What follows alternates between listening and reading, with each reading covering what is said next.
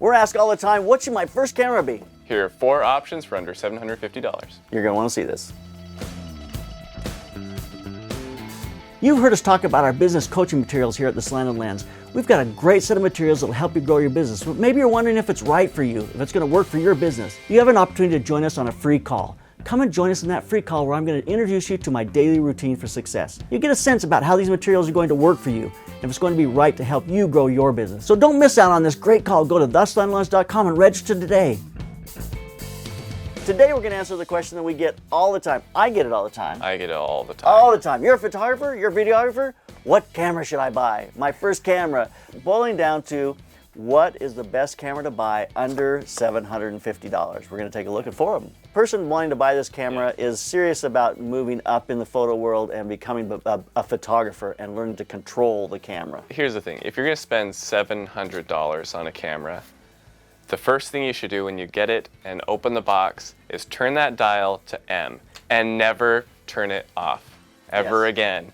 Because if you spend $700 on a camera and then just set it to auto, you've wasted your money. Just go out and buy a point and shoot or use your phone. So our first option here is a Nikon D5600. We'll be stacking that up against the Fujifilm X-E2S, the Sony A6300, and the Canon T7i. It would be really hard being that person, like saying I got $700 to drop on a camera, and because these all look kind of on paper look the same. They are very, very similar. We've shot on all these formats, but the first decision you have to make, one, is whether you're going to get a DSLR, which is a mirror, it has a mirror, you're not actually looking at the image, or you're going to do an EVF, which is an electronic viewfinder, and a mirrorless camera. And so you have to make that decision on which of those two do you want to go. So how do we help them make that decision? You know, that is really hard. I feel like there are benefits to both ways. Obviously, size is a huge factor. Size is the number one. DSLRs are much bigger and heavier, and I can't tell you how many people, I mean, I was the same way. I had a Canon 60D, and I was all excited about it, shot with it for a year or two, and then eventually I just stopped taking it places because it was like so big and bulky, and then I found my little Fuji X100S, and I was like, oh, this is perfect because it's so small. But on the flip side of that, I also feel like there are benefits and downsides to having the EVF. So with the DSLR, you're looking through the mirror, you're seeing through the lens, and you're seeing what the lens sees, and you end up relying a lot more on your meters and stuff to judge exposure. It can be kind of tricky with an EVF because you'll be taking pictures thinking that it looks exposed correctly, or maybe thinking it's too dark or too bright, and you end up kind of shooting yourself in the foot because you trust the EVF when really you should be looking at your meter. But on the other hand, sometimes it's nice to see exactly what you're shooting with an EVF. So there's, on the other hand, there are no answers. There are always the on the other hand. Here's my sense about it. My sense about it is that if you are going to, forward thinking, if you love compact and small, and that's really where you want to be, then you're going to probably want to choose a mirrorless camera because it's just going to be what, it's going to be easy to travel with. It's going to be a camera you're going to want to have with you all the time.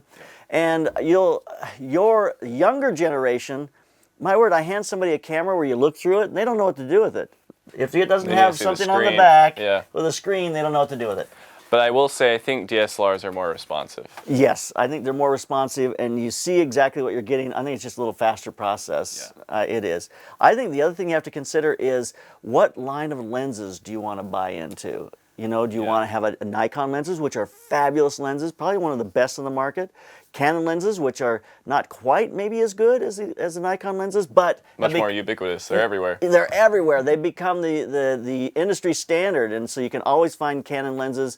If you shoot in the film industry, a lot of people use Canon. That Canon mount has become, even on film cameras, a standard mount on film cameras. So an easy way to upgrade.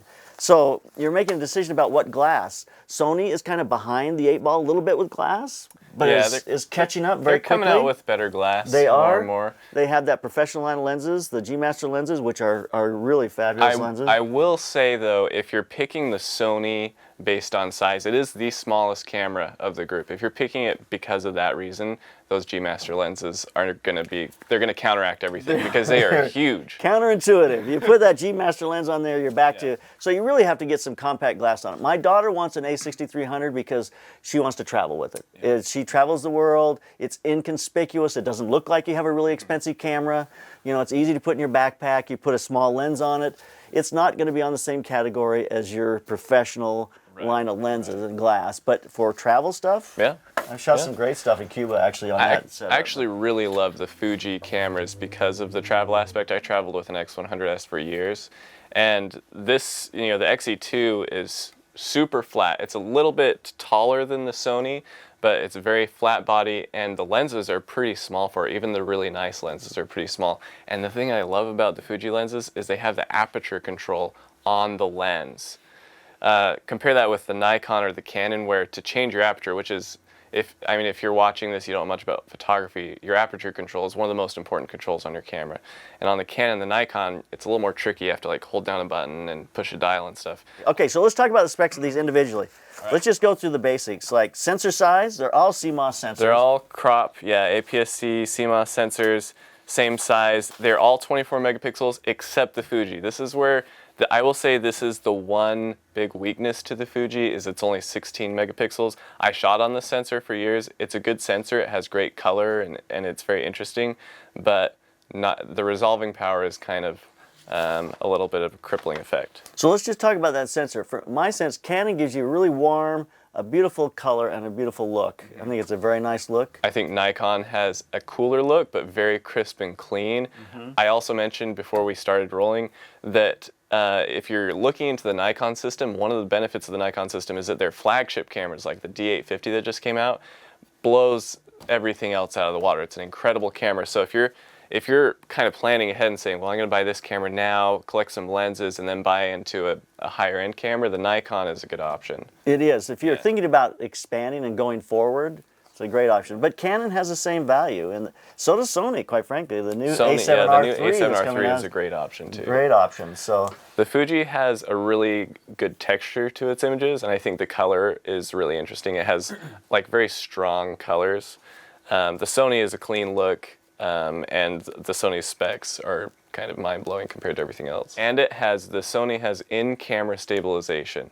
So these other cameras are going to rely on lens stabilization. So if you need to shoot at a slower shutter speed, shoot at night, shoot video, they'll rely on the lens to stabilize a lot of that, whereas the Sony has in-camera stabilization also. So, you can shoot that thing really slow shutter speeds and it should be okay. The problem I find with these smaller mirrorless cameras is they need that because they're so light that it's hard to hold them very. If you pick up a Mark III or a Mark IV Canon or the D850, those are substantial cameras. And it's easier to hold them still. That's very true. The autofocus is a good thing to mention. The Sony by far has the most autofocus points. Yeah. By far. And covers more of the frame. Mirrorless in general. The Fuji has less, but even compared to the Nikon, the Canon, the mirrorless cameras will always have more focus points, which can really be beneficial. As a new photographer, you're going to use autofocus a lot, and I do find it frustrating on even my Mark III, the kind of small area that you can get those focus points to if you want to autofocus. It just does not get. I start feeling like I don't want to stick my subject in the middle of the frame all the time, And if you're using autofocus, certainly the Sony has a great advantage there. Frame rates, the Nikon shoots up to 5 frames per second, the Fuji shoots up to 7, the Sony shoots up to 11 frames per second in RAW, the Canon shoots 6. So again, Sony spec-wise beats out. Sound like a Sony. We're not paid by any of these companies. We are not. I wish we were. And we're probably most familiar with Canon, Sony, and Fuji. Nikon being the one we're the least familiar with. But I shot Nikon for years and years and years, so it's not like we don't have any experience with Nikon at all. So all these cameras have the ability to change your color balance, your white balance, which is an important thing to be able to work with. They also have great ISO range. Yeah. Is there any? Well, for me, it's like buying a car that can go 200 miles an hour. It's like, oh, my car can go 200 miles an hour. I'm going. Yes. Great. Okay. And when's the last time you drove 200 miles an hour? Exactly. If your camera has a higher ISO range, maybe it performs better at higher ISOs. I don't see that being true most of the time. We would really have to kind of sit down and say, okay, how does this camera perform at 3200 ISO? Then it would be more applicable. But in terms of just range, I would never shoot anything past 3200 ISO. So let's talk about the video capabilities, because everyone asks that question. I want something to take pictures of my kids, and I want to have a great video so I can get some home movies, something easy to use, and easy to use for a lot of people means good autofocus. Yeah, auto exposure and everything. It's a little tricky because these cameras don't really function that way, kind of in the same. You can't really set it to auto and expect good results like you could a camcorder or even your iPhone. But I will say in terms of autofocus, which is a big deal, the Canon is definitely the standout. Their dual pixel autofocus is like kind of famous in the industry because it's better than anything else that's happened before. The Sony is a good runner-up though. It has pretty functional autofocus. It'll work for most Sony's very stuff. competitive. Yeah. The Nikon and the Fuji, I wouldn't really trust their autofocus. If you're not into actually focusing, those two cameras are going to fall a little short for you. But if you're wanting to, use your DSLR to make cool videos and stuff, and you're willing to work with the manual controls, Nikon has, full functionality. It's going to compete well. Yep. I wouldn't recommend the Fuji for video. I don't think that it has the functionality. And we should mention the Sony does do 4K video, which is a big deal. That's actually a huge deal. I mean, it really is. And everyone out there may be going, why do I need 4K? Well, in the future, I mean, already 4K TVs are very common. If you're going to show your home movies on your TV, it's going to start to crop and resize. If you want to 4K is a great option. It really is. I would say for the future, you're going to want 4K. So one other thing we want to talk about is ergonomics. So aside from just the size and the bulk of DSLRs, is that a Viking? Ergonomics? Ergonomics? Viking. Ergonomics. I don't know. Sorry. Okay, go ahead. Here we go. The Viking of ergonomics. Vikings holding cameras. I'm not cutting that out. I don't think you should. All right. So, anyways, aside from just the bulk versus the size of the mirrorless and the DSLR, there are also other things like the Canon has a fully articulable screen that swivels out, turns around. You can easily take selfies and stuff with it. I mean, I don't know if you can easily take selfies with it, but you can see what you're shooting. Speed graphic selfies. Versus the Sony only articulates up and down. It doesn't swivel out. You can't. Everyone's always complained about that. Even on the A7R III, that was one of the first complaints that was on the blogs. The Fuji, the screen doesn't come out at all. So if that's important to you, don't go with the Fuji. The Nikon also has an articulating screen like the Canon. So the Canon and Nikon, in terms of that, I think just in general, the world has gotten used to DSLRs for a long time. Yes. So there will be little details. And this is stuff you might not notice. If you're in your first market for a camera, you might not even care about this stuff. But if there are little details that are kind of missing out on some of the mirrorless cameras. So why would we buy each one of these cameras? What's the advantages? So let's start with the Nikon. Why would we buy the Nikon? I think Nikon glass is legendary. Fabulous glass. They still have the same mount that they were using 30 years ago, so you're using 30 years worth of glass. Anything, old lenses you can buy if you want great lenses to do different things. It's just fun stuff out there. And I know even for video, I know a lot of guys that shoot on the old Nikon AIS lenses. It's like the best cheap glass you can get. I also think if you're really planning ahead and you're eyeing the D850 or something like that, it's smart to buy a cheaper body, buy some, save up, spend on some nice lenses, and then as you kind of work into, especially if you're making this into a career more than a hobby, you can work into a really great high-end camera like the D850, and you're all set up for it. So why would I buy the Canon? For some of the same reasons that we're talking about with the Nikon. I think the glass is good. I think it's very good, and it's become universal. That EF mount is everywhere. So I think if you're going to grow into a system, it's a great system to grow into. Canon supports it, and especially for video. If you're really planning to do videos, YouTube stuff, or anything like that, Canon is just everywhere. People know how to use Canon cameras. People are familiar with how they work and the colors and the lenses and everything. So why would you buy the Fuji? Honestly, like I said earlier, I don't know if I would buy this Fuji. I think at this point, the 16 megapixel thing, just not quite cutting it. I would, at higher levels, definitely look at the Fujis though. I love their compactness. I love the workflow, the way that their cameras handle, and the simplicity, and the color is really great. But this one, can't recommend. Okay.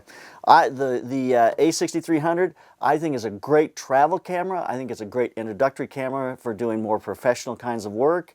I think the glass is good and is going to continue to expand and be better and better. And like Kenneth said, when you put that big Geomaster lenses on this camera, it's no longer a travel camera. But it's stepping into a more professional sphere at a very affordable price. It really is. You got 4K video. You've got just great specs as far as autofocus. It really holds its own. And you can adapt any lens to the Sony system. So can. if you want to shoot on Metabones. old Leica lenses or all sorts of weird stuff, you can throw a Metabones adapter on there and you're all set to go. If you're a hobbyist or if you're someone just wanting a better lens for shooting travel photos or family photos and stuff, I think the Sony a6300 that's generally the one that I recommend to people who aren't really planning on getting into it for money or career. I think it's the perfect camera. Honestly, what it comes down to is you know. What are your abilities? What kind of dedication do you have to learning how to shoot? My suggestion to you is do not buy this camera online. Go down to a store and hold every one of these cameras in your hand. See what feels comfortable to you. Interchange the lenses, shoot with them, pull the screens out, take a couple of pictures, get comfortable with each one of these cameras before you make this decision. And that, because how it holds and functions for you is a pretty important kind of piece of this puzzle, I think. Absolutely. So there's our advice. What camera to buy under $750? So keep those cameras rolling. Keep on clicking. It's November and time to be thankful. We're thankful that Tamron's giving away a 24-70 G2 lens. This is a fabulous lens, so get over to theslantlens.com, sign up. I hope you can win it.